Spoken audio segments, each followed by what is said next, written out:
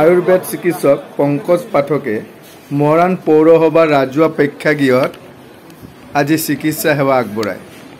দূৰ দূৰণিৰ পৰা অহা বহুতো চুলি নথকা লোকে মূৰত দৰৱ পাতি লগাই চিকিৎসা গ্ৰহণ কৰে।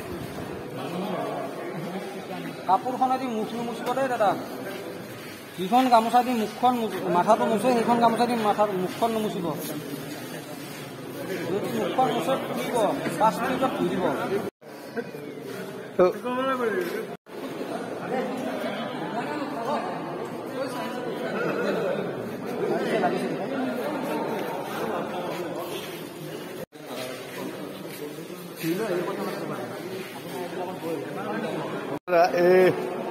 যিটো পঙ্কজ পাঠকৰ যিটো দৰৱ আপুনি আগত লগাইছে?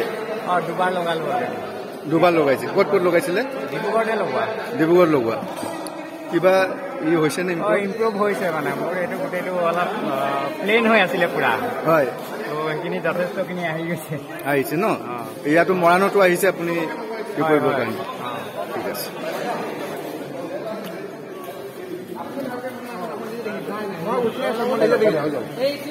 মই উঠনা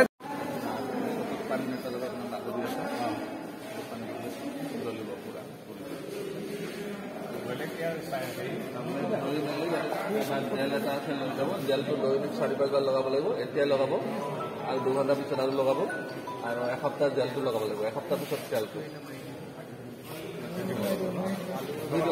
বাগৰি আহি আছে। পানীটো চকুত পৰিব নিদিব।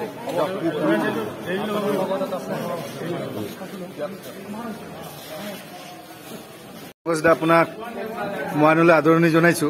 ধন্যবাদ।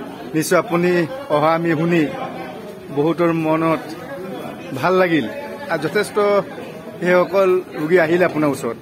কি ক'ব দাদা মৰাণত আহি?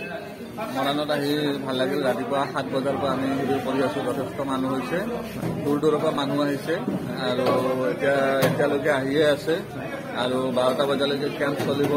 যথেষ্ট ভাল লাগিছে আহি, ধুনীয়াকৈ শান্তিপূৰ্ণভাৱে আমাৰ চলি আছে আৰু মানুহ যথেষ্ট আপোনাৰ ওপৰত আশাবাদী আৰু বহুতৰ তেনেকুৱা চুলি গজিছে দাদা।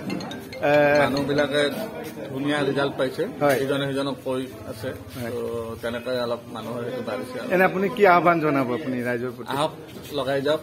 কেম্পত আহিলে ভাল, কিনিব লাগিলে খৰচ পৰে, গতিকে ইয়াত কেম্পত আহিলে বিশেষ একো খৰচ নাই, ঘৰটো লগাই যাব পাৰে। চেপনত কেই তাৰিখে হ'ব দাদা?